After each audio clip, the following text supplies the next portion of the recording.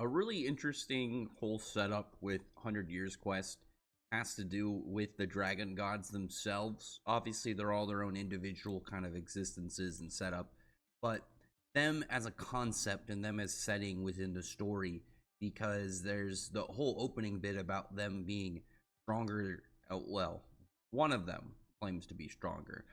There's far more many claims that say that they are on par with Acnologia himself, and I've talked a little bit about how that can fit.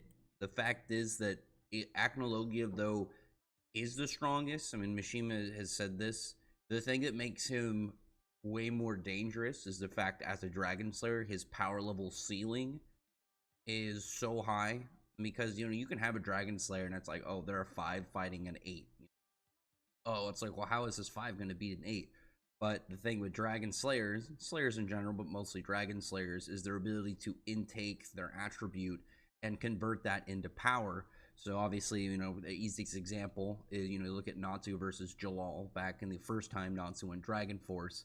He went from getting completely ragdolled by Jalal to completely demolishing him in just a couple of hits. There's a very large gap. So it's like, oh yeah, that 5 can fight an 8 and do okay-ish, but through Dragon Force he became, a 30 or something.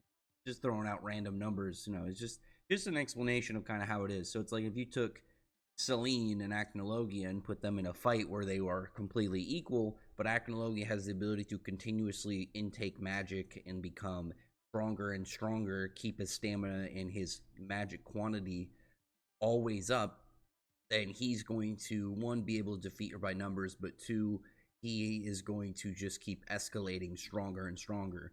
Because on top of that, dragons have their own initial abilities as, as being dragons, and then their specific species of dragons, they have their own abilities in as well.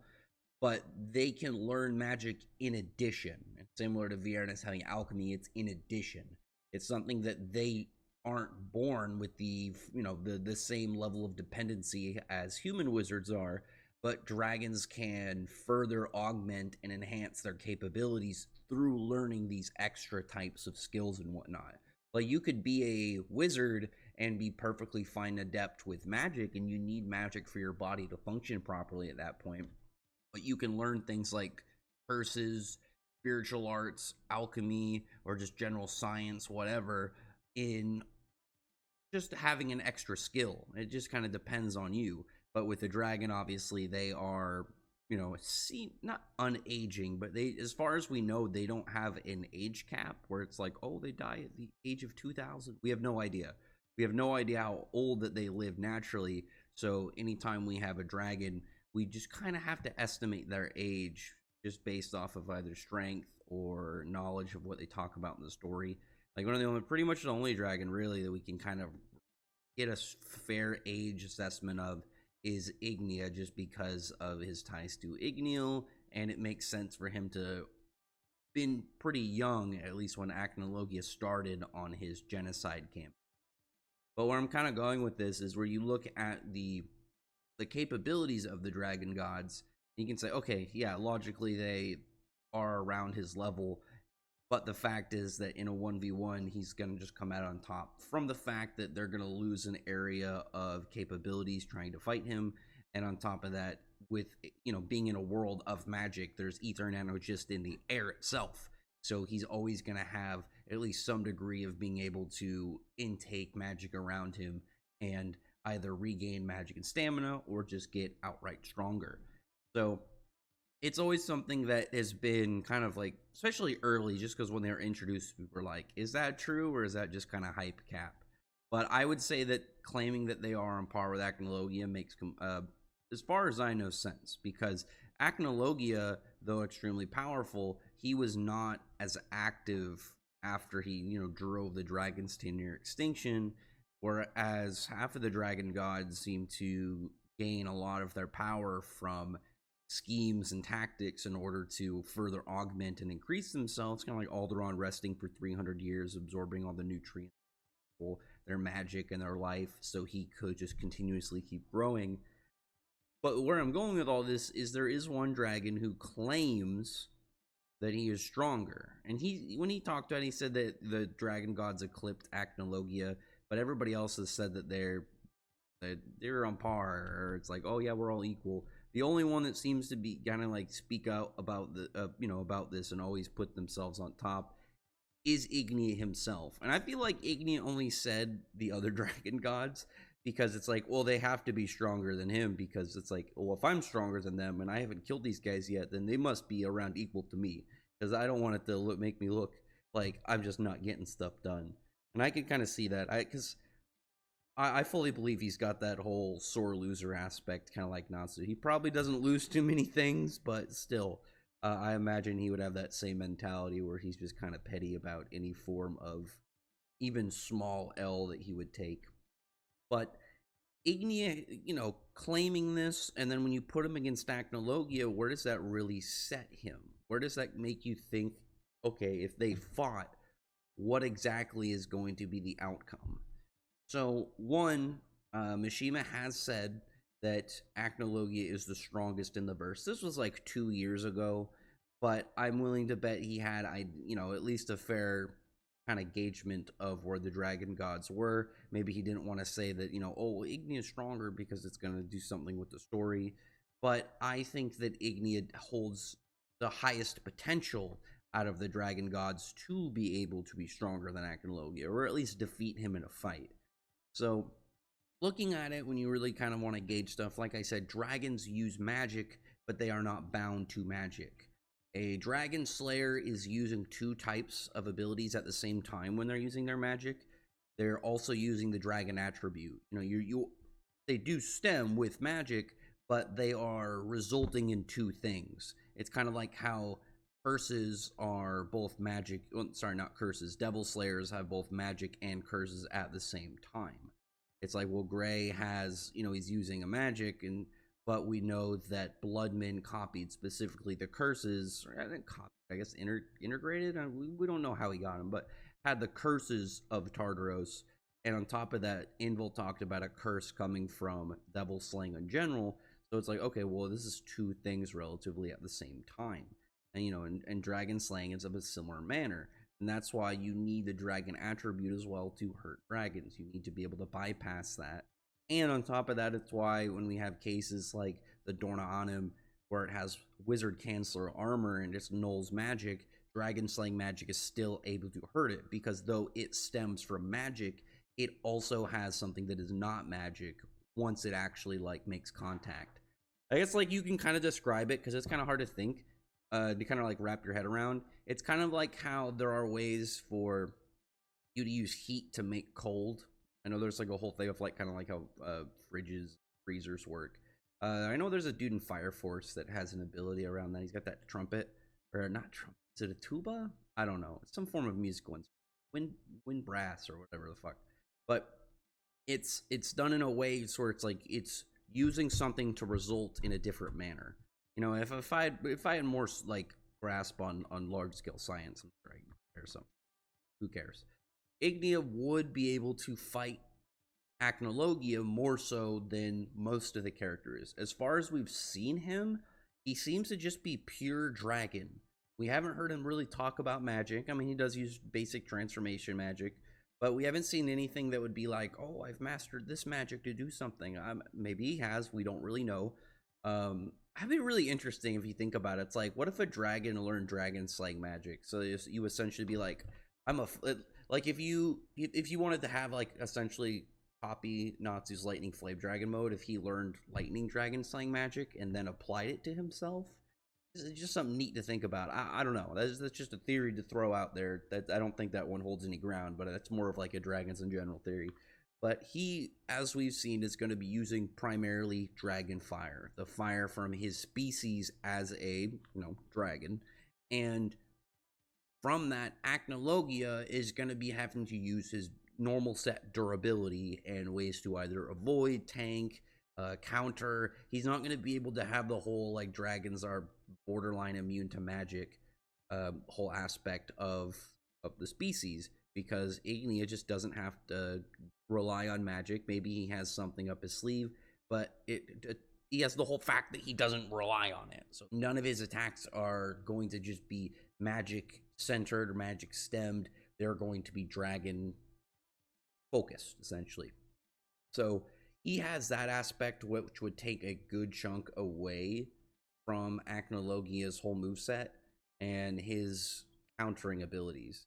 He has like the knowledge, I would assume, of dragon slaying weakness to motion sickness, but he doesn't seem like somebody who would exploit that. It's like when I see people like mention, oh, Goku would pull out Krypton against Superman. It's like, no, he wouldn't. That goes against his character horrendously.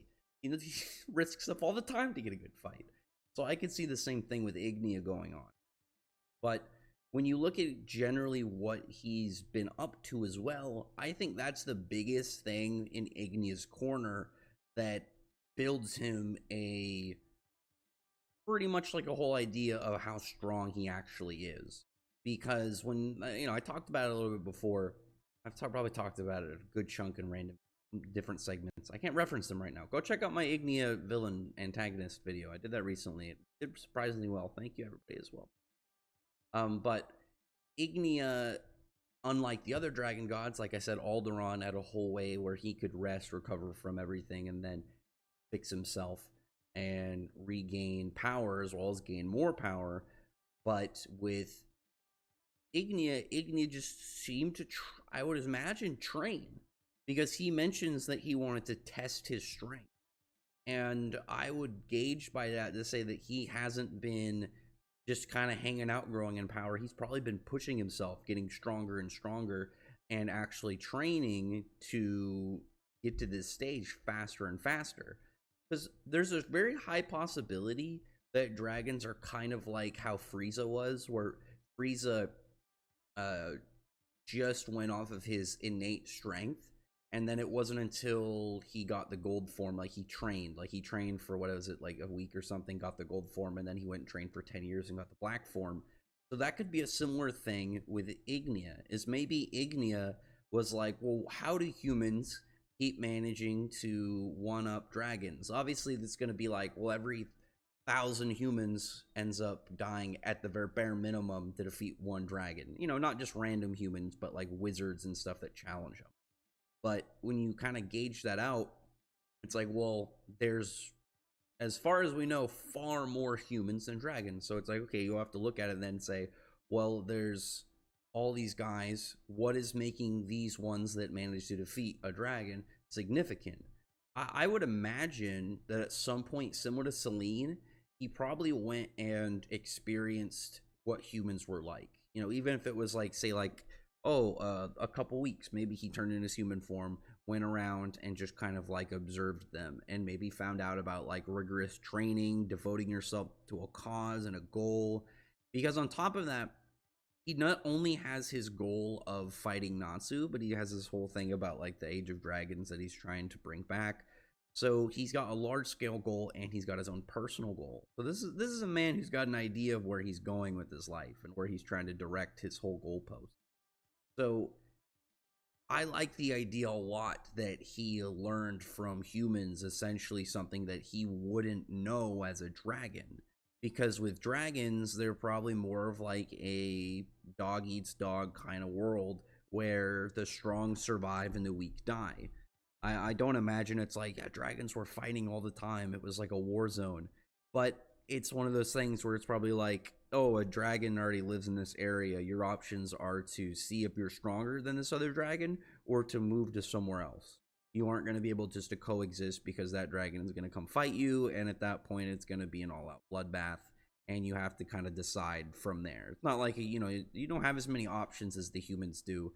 Because as far as we know, too, the dragons are not social creatures. They have their own societies to a degree. We don't know the extent of it and culture. But as far as we know, we've never seen dragons really in big communal settings. The only time we've really seen a structure for dragons all living together is with Acnologia, and the one who later became Acnologia.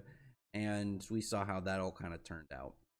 But Ignia, because of this, I think if he does, like I said, if he trained for centuries, he could surpass Acnologia. Acnologia is a human who had ended up having the mentality and drive of what he hated as this blood-hungry dragon slayer, going after these dragons that he thought were blood-hungry monsters. And after a while, he seemed to kind of just stand by and hang out and still look for other dragons. But as we saw at the end of Dragon Cry, he doesn't seem to be on like a a lightning fast rampage. The dude seemed to be on foot, wandering around looking for him. Maybe he likes the hunt. And in contrast, if Ignia has been active for 400 years, like really just trying to push himself, get stronger and stronger and stronger, wake up every day not wanting to be below where he was at yesterday, it would really fill in the gaps of how he would be stronger than Acnologia. Because at that point, it's not so much as, well, Acnologia was, oh, he just, got eclipsed. It's like, well, no, this guy he had similar potential, but one of them had more drive, whereas one of them seemed to drive himself almost into boredom. It's like if you're a hunter, and you're like, oh man, I love hunting these deer, and then you overhunt and you kill all the deer, and then what do? Whereas if you kill them at a gradual rate so they can keep coming and spawning, or they can keep breeding, then you're gonna be able to do it continuously. And obviously he had a whole like anti-dragon racism kind of like campaign going on, but it's still something that I think ended up driving him almost to a point of stagnation. And then on top of that, there's still degrees of what we don't know about like dragon growth with age. I know it's a common thing in fiction for like the older a dragon is, the stronger they are by default. So one would just be getting stronger from being around, whereas one of them, he's not only getting stronger from being alive and getting older, but he's also pushing himself, training, and really trying to test his limits. Because I think that's something that normally dragons I don't imagine would have very often. You probably won't have a lot of these dragons that have this want for only battle and to look at pushing themselves every day, breaking their limitations and stepping into a new level of strength every single day that you kind of progress. So I think that is one of the big things that will decide for Ignia, and where I think Ignia could end up being stronger than Acnologia. Because right now, I would love to kind of gauge where they are at strength-wise, and based off of his fight with Selene, I think it's possible. Acnologia, like, he's obviously strong. He's obviously capable. The thing is with over him for Ignia is I would say he's probably more experienced. But Ignia has demonstrated he doesn't seem to have any set of rules once he fights. It's an all-out savage monster fest. And when he sees openings, he'll go for openings. He doesn't care about, oh yeah, this will be an unfair move, or I should do anything that's more honorable. No, he's going to go for the kill shot when he sees the kill shot if he wants somebody dead. And that's against something that Acnologia has had, but Acnologia doesn't seem to have the same level of drive that Ignia has when it comes to battle. Acnologia seems to do it more for like a purpose, like he's got a very direct thing that he wants to get done, whereas Ignia seems like he's enjoying the pathway of blood. He's liking it way more than Acnologia would. It's like, well, one is the more calm, collected, and cold type, and one is the fiery, like, warpath, steady dude. It's just a difference of drive and a difference of personality. But in a situation like this, I could see Ignia's personality eventually getting past the point where Acnologia was, just because of where Acnologia again seemed to just want to kind of sit and wait until the time is right to go do stuff. Where Ignia just seemed like even when he was just chilling, he was doing something. He was watching Natsu and he was kind of keeping an eye on his prey. So just going to do like a discussion, kind of chat, kind of like go into this whole idea of Ignia versus Acnologia, because I would really like to actually fully gauge their fight. We just don't have what exactly Ignia's full scale is. Obviously, we have a good chunk of Acnologia. The thing, though, that obviously is scary with Acnologia, with the space between time, is Acnologia doesn't seem to have a power level ceiling. He'll just keep intaking power energy and assimilating it into his body further and further and further. So it's almost useless if you're gonna just try and fight him with magic or anything he can assimilate. Granted, he still has weakness to motion sickness, but I don't see Ignia really exploiting that. So tell me your guys' comments. Are you on Team Ignia or are you Team Acnologia? I mean, I really like both of them. I will say that Ignia just has more of my preferred type of personality. I mean, he is a fire dragon. I mean, Acnologia has more of the lore, but Ignia is probably going to have more of the whole mentality of being that physical apocalypse taken flesh. You have the wings of darkness and you have the flame of destruction. The thing is, though, is Acnologia, eventually those wings just decide to soar around and look for things to destroy, whereas Ignia is just a wildfire consuming everything in his path. And the only way to really survive that is to not be noticed by him. But anyway, other than that, comment below, thumbs up the video, friend, like, button, subscribe button, and tell me again what your thoughts are about on Ignia's claims, on his whole thing about Acnologia. Do you think that he's potentially stronger? Do you think that if he is, how do you think he's going to get there? Do you think that it's going to be, like I said, through training and pushing himself and through just outright working through, basic kind of skill, like augmentation, leveling, and pushing every single boundary of his fighting capabilities he has? Or is it going to be more like someone like Alderaan, where he's got more tricks up his sleeve? I think it's more going to be on his own, split down the middle. 3 dragons who did more tricks and schemes, where the other 3 just seem to have very high natural talent and skill and capabilities just from them of their race. Anyway, yeah, tell me where you kind of sit with all this. Or maybe you're just with Team Acnologia and you think, nope, the king's not going to be surpassed. He's going to be on top for the entirety of the series until we get whatever the fairy tale equivalent of the Otsutsuki, and then we have a bunch of space alien dragons or something showing up, or whatever Mishima wants to do with the continuation. Anyway, other than that, comment below, thumbs up the video, for like button, subscribe button, check out my other video. Appreciate everyone who's already subscribed. Thank you all for listening. Bye.